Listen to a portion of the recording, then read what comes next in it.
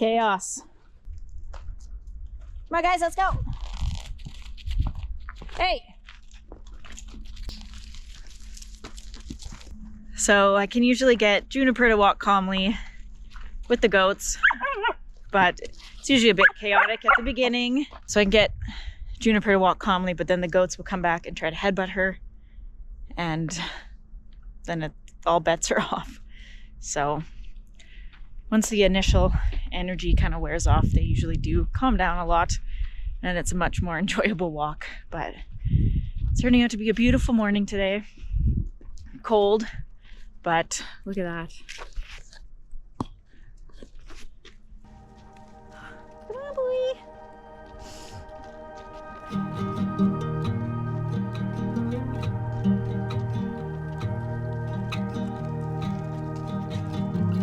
Good girl, Juniper. Good girl.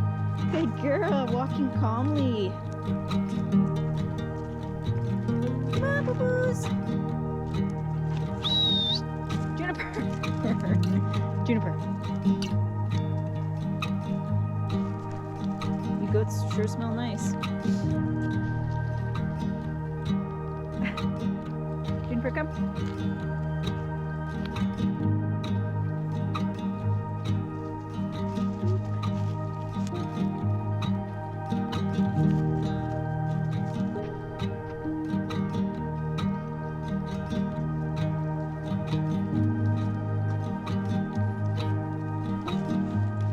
Nebby, you're the troublemaker. Everything was fine. See, she's being good. Good girl. Yeah, walk on, buddy.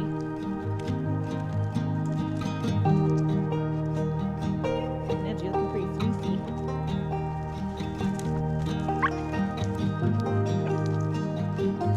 Okay, let's go. Don't headbutt me. Juniper, come. Poor cat.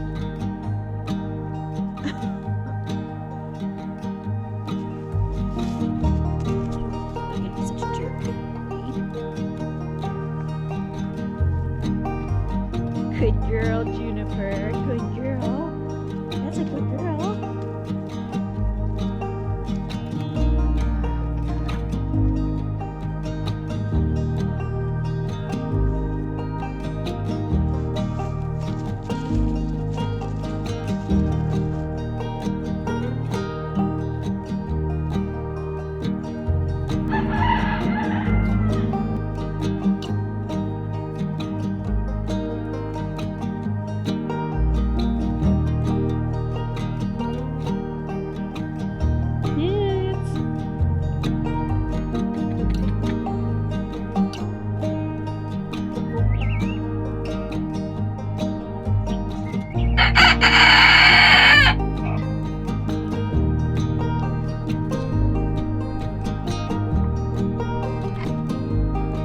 Right?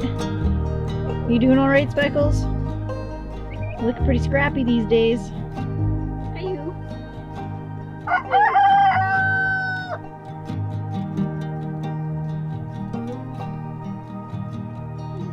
Cranberry.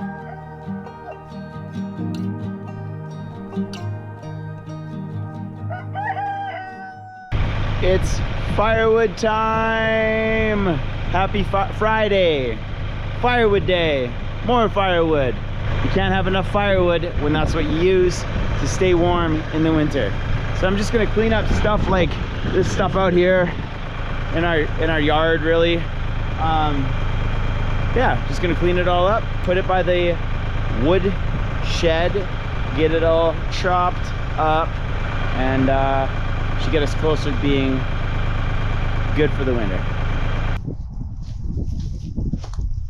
So I've showed this trick in the past, but it's a good trick. And if you cut firewood and you don't know it, you got to do it like this. Try it out at least.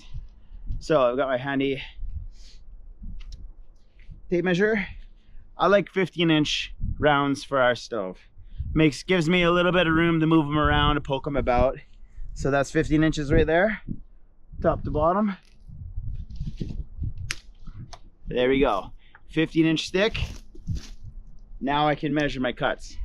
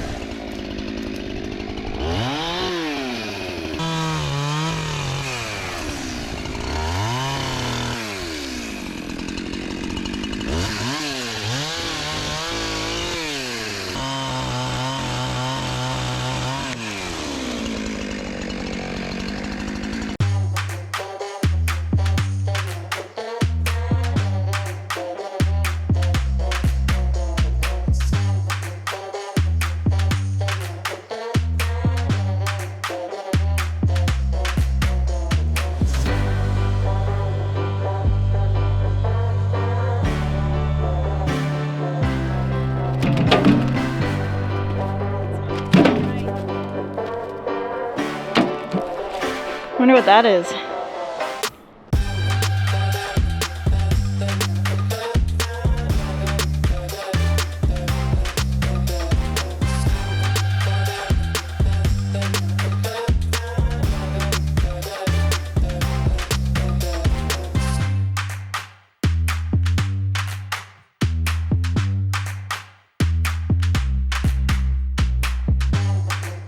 That is most of those trees. We're gonna have to pull the rest of them out, but I guess Greg couldn't find the cable or something to do it originally, so yeah, got a little bit of firewood left and then probably some good chipping material as well.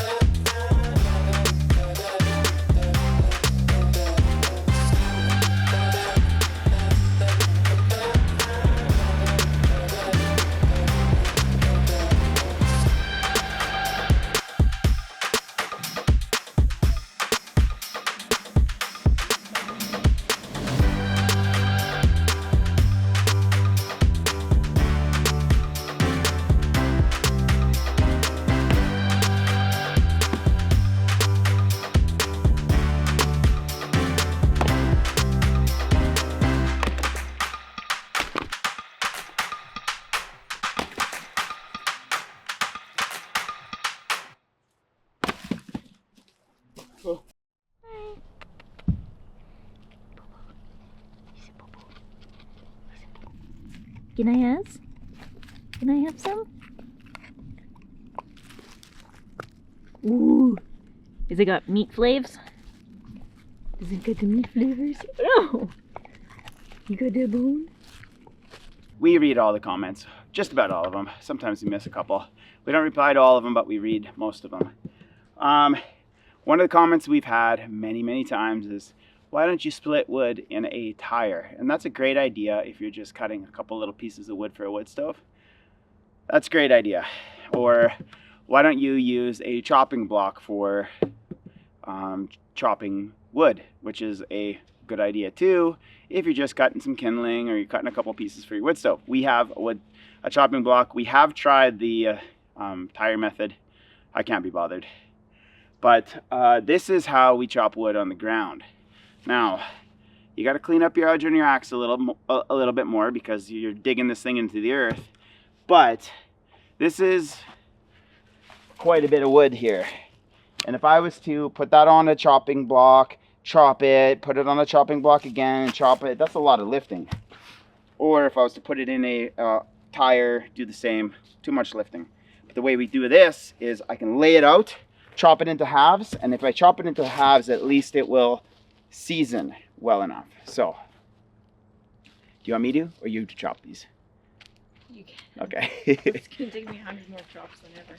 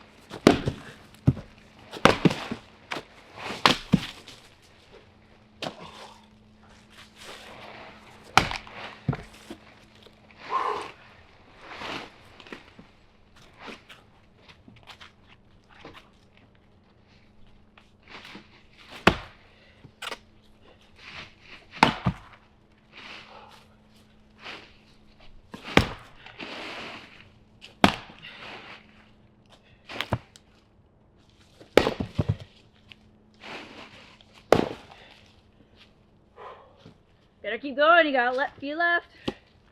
Oh, I know.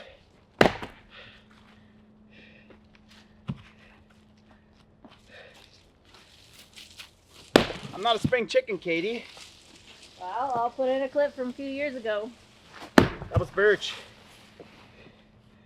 Though this is fairly dry for I got some good chipping over here. good chicken. Chipping. Yeah. Oh yeah, we do. Oh, that's the butt. It's also dry though. It looks gnarly on this side.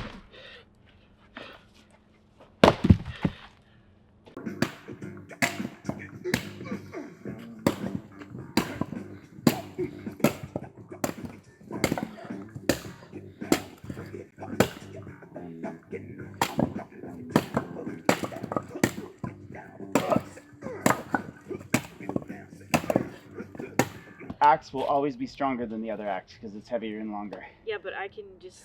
You just gotta It's use. better when I do it that way. Oh, I'm better with that other axe too, but I can't chop as big rounds with that other axe. Oh yeah, no more. Oh yeah. Now you're into it. Split. Yep. Oh, I don't even know which way. Just do it. Hit the back side of the cambium. Oh, There I go. What? little split. I didn't do anything. It split a little. You gotta hit the back cambium. What does that mean? You're hitting the front, hit the back. Oh. Yeah. You usually can get more leverage like that. Am I just going into a knot though? You are right there. There you go. Looking split. That.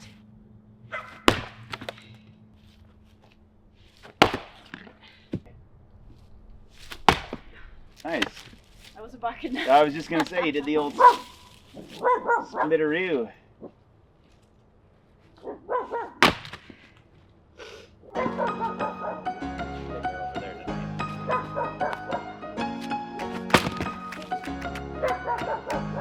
Okay, kitty. Kill it. Yes, another one. Big smash. Kill it. Nice. You killed it. Slice.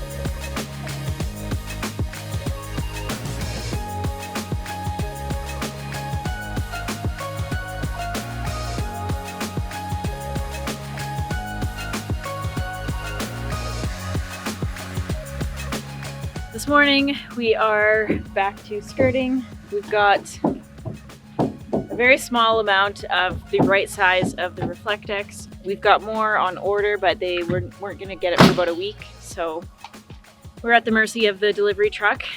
That's okay because we're gonna start doing the rubber and the Tyvek on that side, but I'm just gonna finish this off first.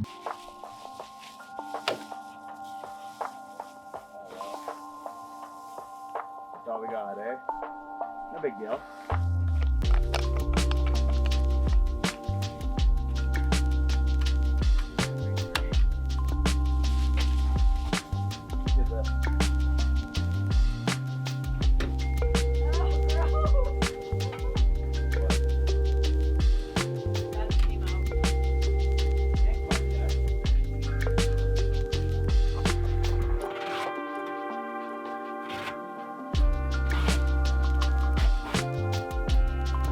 All right, so we've got all of the Reflectex in, and we're ready for plywood on this side.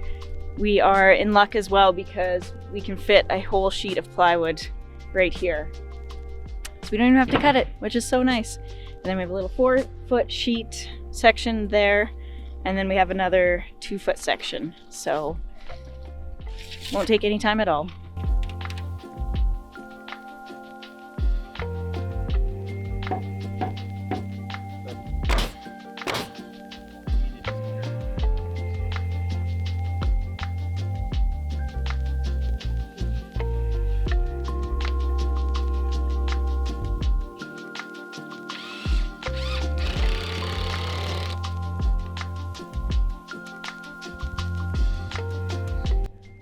All right, we've got all the plywood on for this side. We are gonna have a doorway right here, so we have it just covered right now, but gonna get some hinges on there and get some sort of door put in, but it's looking good.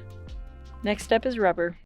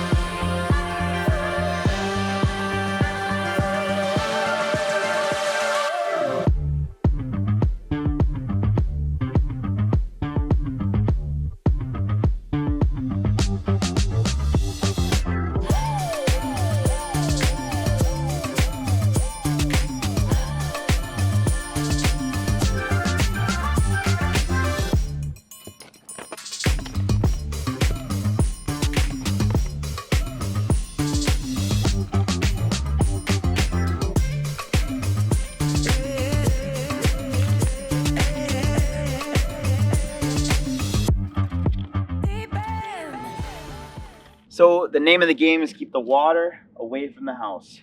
So what I'm gonna do is put rubber down on the ground and curl it up into the skirting, staple it off, then put dirt back on so that the natural, you can see kind of now, the natural swale of this part of ground here is for the water, to run into the center, head out that way.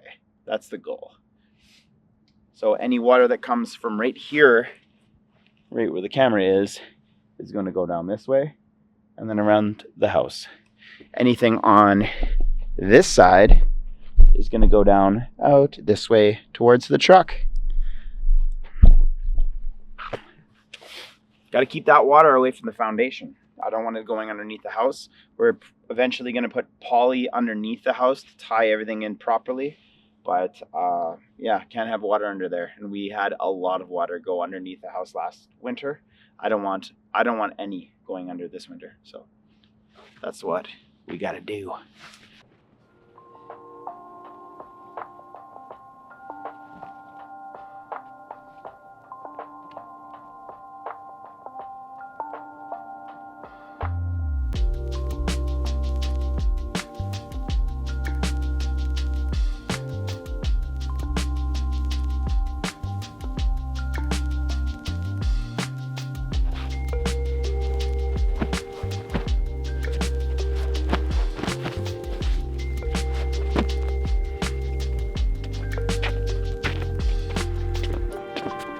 So obviously the problem with this rubber that I got for free, which I have a whole ton of, is there's holes in it.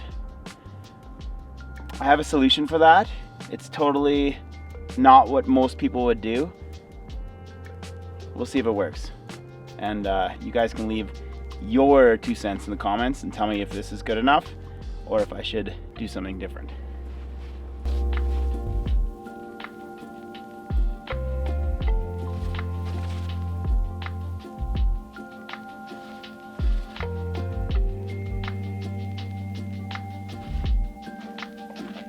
One, two, three. Okay, pull it your way. My way, your way.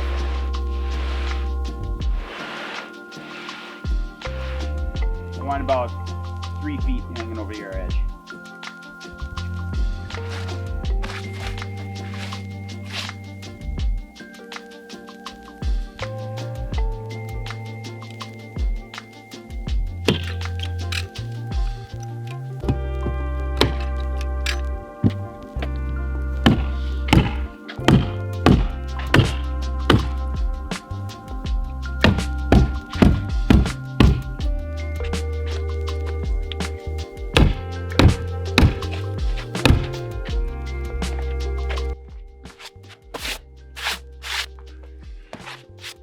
So in the past, when I've actually installed rubber roofing, we use this stuff called a water cutoff mastic. And what it is it's a gray caulking that doesn't cure, gets absolutely everywhere, is stringy as all hell, and will seal anything to anything because it's so sticky.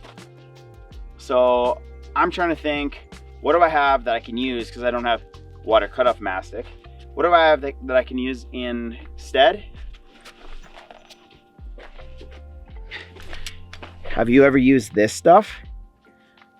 It never cures. It sticks to everything. And I bet you it's gonna work. This is gonna be a test.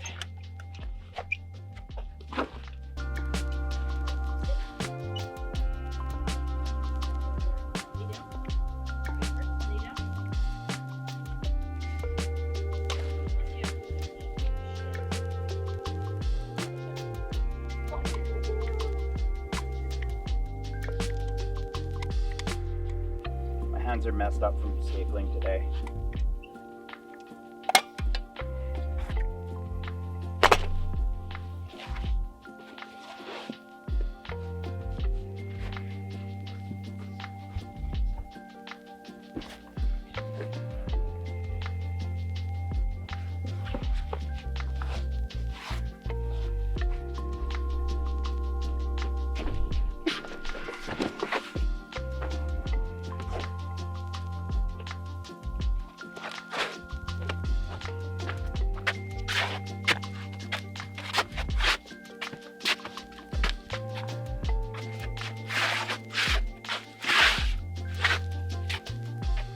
I'm pretty sure that's gonna work.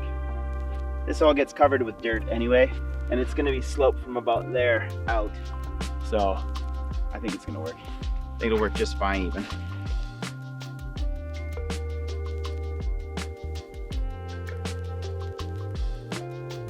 All right, we have got dirt back in place. Greg was working into the night and the camera wasn't picking up any of it, so I wasn't able to film anything, but we've got the rubber installed, we've got the dirt back in place, and the next step is going to be to get the Tyvek tied into the Tyvek of the rest of the house, and then we'll be good to cover it with metal. And of course we have to continue working our way around the house, but for the sake of getting this video out on time, we're going to wrap it up here, and we will see you next weekend.